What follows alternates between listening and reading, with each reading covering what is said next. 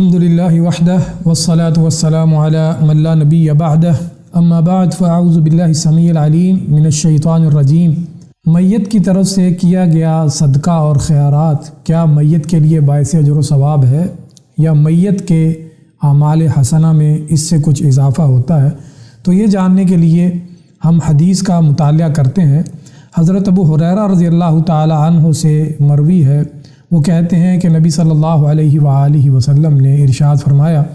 اذا مات ابن آدم انقطع عنہ عملہ الا من ثلاث، الا من صدقۃ جاریہ او علم ينتفع به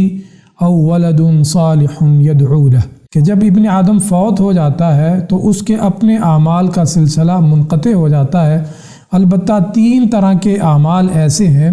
کہ جس کا فائدہ یا جس کا اجر و ثواب اس کو اس کی وفات کے بعد بھی ملتا رہتا ہے۔ تو ان میں سے پہلا عمل جو ہے وہ صدقہ جاریہ ہے۔ اس کا مطلب یہ ہے کہ فوت ہونے والا اپنی زندگی میں کوئی ایسا کام کر کے گیا ہو جس کا فیض اس کی وفات کے بعد بھی جاری ہو، اور جب تک اس کا فیض جاری ہوگا اس کے اجر و ثواب میں اس سے اضافہ ہوتا رہے گا۔ مثال کے طور پر جیسے کسی نے مسجد بنوائی ہے، یا کسی نے کسی کو کوئی مصحف خرید کے دیا ہے، یا کوئی ڈسپنسری بنائی ہے، یا کوئی یتیموں کی کفالت کے لیے کوئی ادارہ بنایا ہے، یا بیواؤں کی کفالت کے لیے کوئی ادارہ بنایا ہے، یا اس طرح کے فلاحی کام جو کر کے جاتا ہے، تو اس کو اس کا صلہ جو ہے وہ مرنے کے بعد بھی ملتا رہتا ہے جب تک کہ اس عمل کا فیض جو ہے وہ جاری رہتا ہے۔ اور اسی طرح جو دوسری چیز نبی صلی اللہ علیہ وآلہ وسلم نے بتائی وہ ہے علم نافع۔ تو علم نافع سے مراد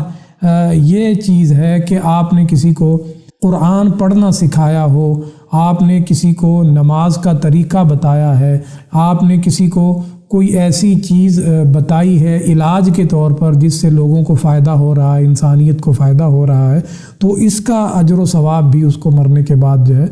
وہ ملتا رہتا ہے۔ اسی طرح حدیث میں نبی صلی اللہ علیہ وآلہ وسلم نے ارشاد فرمایا، او ولد صالح يدعو له، اگر اس کی اولاد میں سے کوئی اس کے لیے دعا کرتا ہے۔ یہاں آپ صلی اللہ علیہ وآلہ وسلم نے نیک اور صالح اولاد کی جو ہے وہ شرط رکھی ہے کہ اولاد صالح ہو اور نیک ہو۔ ظاہری بات ہے کہ جب اولاد نیک اور صالح ہوگی تب ہی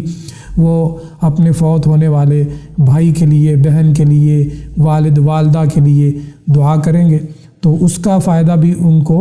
ملتا رہتا ہے مرنے کے بعد۔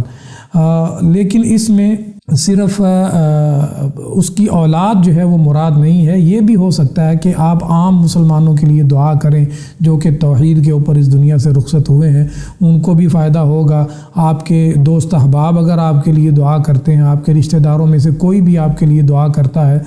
تو اس کا صلہ جو ہے آپ کو مرنے کے بعد ملتا رہے گا۔ تو یہ 3 شکلیں ہیں جو نبی صلی اللہ علیہ وآلہ وسلم بتا کر گئے۔